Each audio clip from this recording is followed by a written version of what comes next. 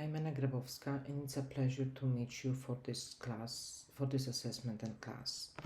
This assessment will focus on remote collaboration and evidence-based care. For this video, I will be addressing the following areas.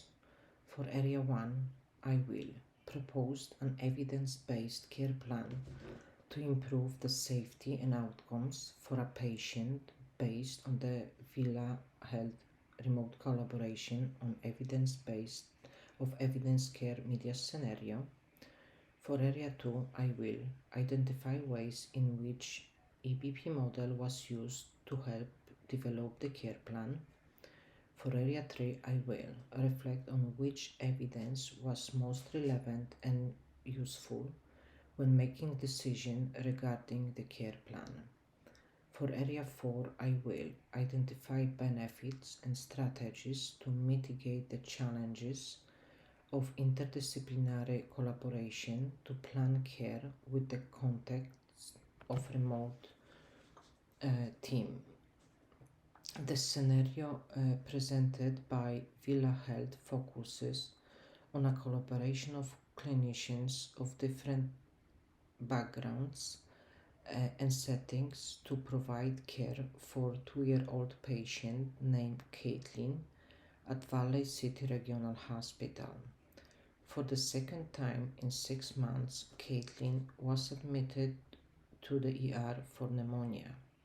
Her weight upon admission was 20.7 pounds, which shows signs of malabsorption, and she presented the following symptoms: decreased breath sounds in the right bases and scatterrangy in the upper lobes, shallow breaths with respiration on 32 and febrile 101.1.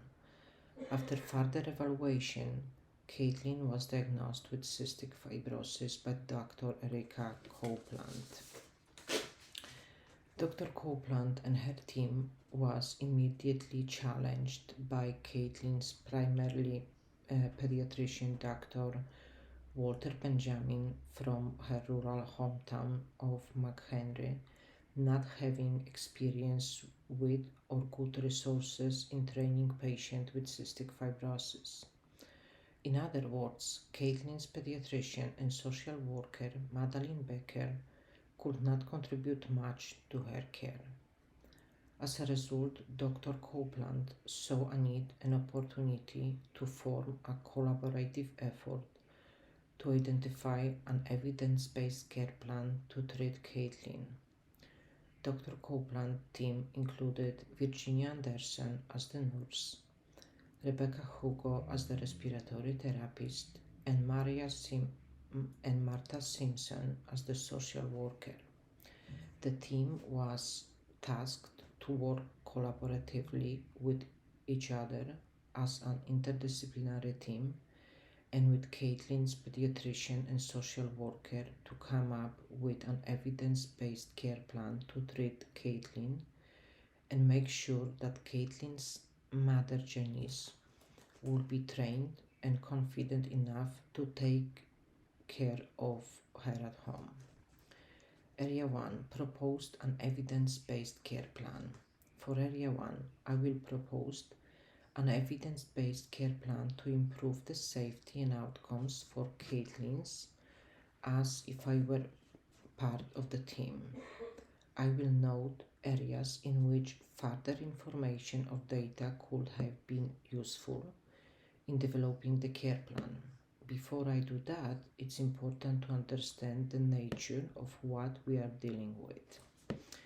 In a peer-reviewed journal written by Lang, cystic fibrosis is defined as an autosomal recessive genetic disorder affecting mainly the respiratory, reproductive, and gastrointestinal tracts. According to the Van der Kolk, the giveaway signs of cystic fibrosis is progressive and chronic lung disease, airway obstruction due to thick secretion, and malnutrition from pancreatic insufficiency. Studies and research shows that children diagnosed with cystic fibrosis are at risk for multiply complications. My proposed evidence-based care plan for Caitlin includes four main points: maintaining adequate oxygenation, implementing measures to remove pulmonary secretions, ensuring adequate nutrition, identify knowledge deficits, and addressing social issues that can impact care while using telemedicine. Areas that could have been useful in developing my plan include: does Janice have other family support? What access to telehealth options does Janice have in her home? Does Janice have any baseline medical knowledge to help her become educated and comfortable with the disease process? Is Janice certified in CPR? Does Janice understand the importance of compliance? I think this information would be useful to know when implementing a care plan. Area 2: identify ways in which an EBP model was used to help develop the care plan. As noted by the peer-reviewed journal article, implementation of an evidence-based practice nursing handover tool in intensive care using the knowledge to action framework by Spooner, the 7 phases of the knowledge to action EBP framework that work best to develop the care plan.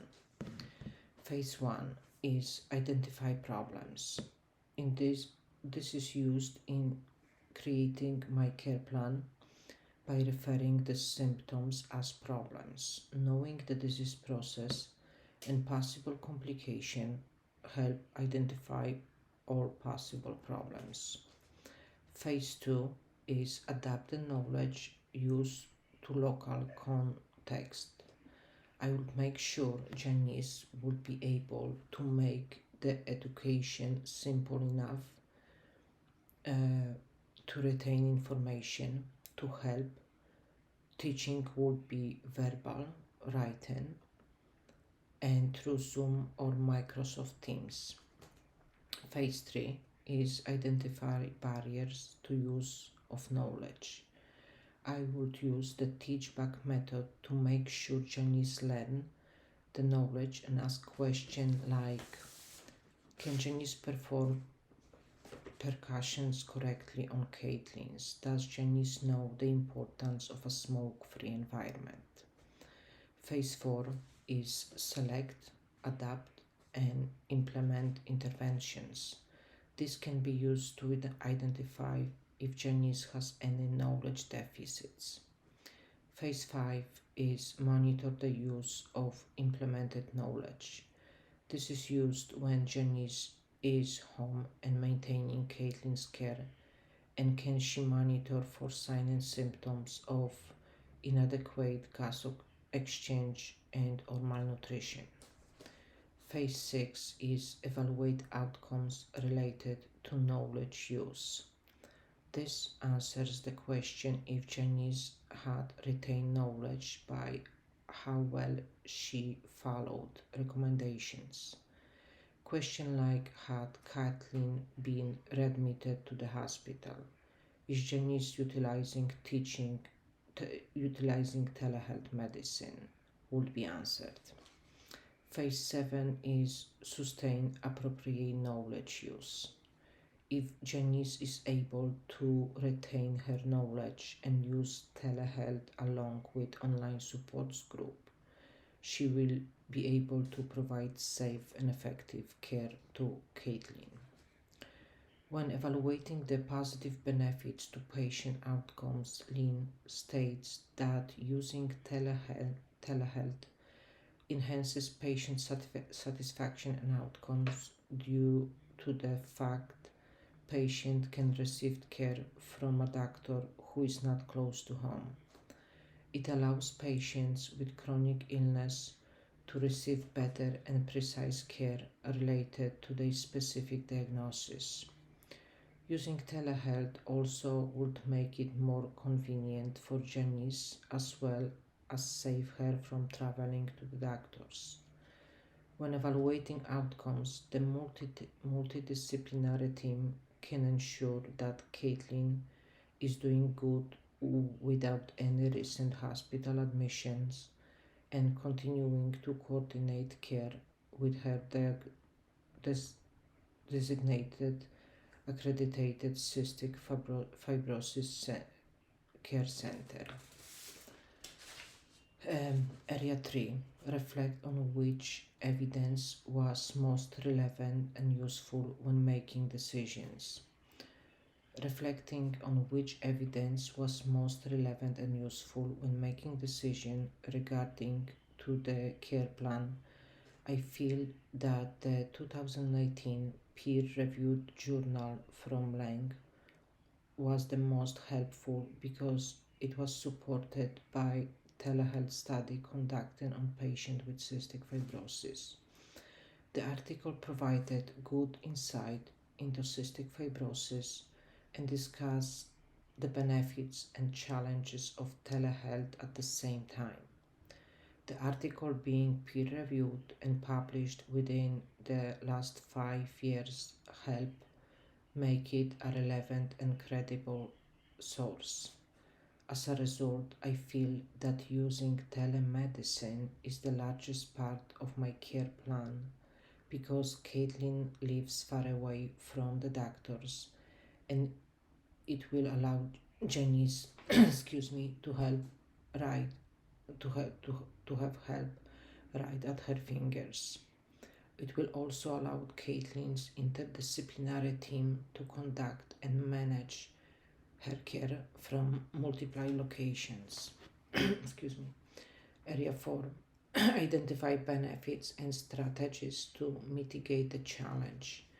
I will now identify the benefits and strategies to mitigate the challenges of multidisciplinary collaboration to plan care within the context of a remote team and discuss how interdisciplinary collaboration could be better leveraged to improve outcomes in future care situations. Dr. Copeland, her team, and hospital staff did a good job in implementing a patient's family-centered care plan by working together in a multidisciplinary team. With the medical staff working together, it allowed Caitlin to receive the best care she could with her new diagnosis of cystic fibrosis. With the use of an interdisciplinary team, they were able to include medical staff from pediatrician, social worker, and all the medical staff at Valley City Hospital to facilitate care via telemedicine so Janice wouldn't have to worry about driving an hour to get proper care for Caitlin. The 2018 peer-reviewed journal article by Lynn stated barriers to telehealth include limitation with performing comprehensive physical exams, a possibility of our system being down, and security breaches. I think the interdisciplinary team could help reduce these barriers by implementing a software with the help of IT to create a safe application with no chance of security breaches. Thank you.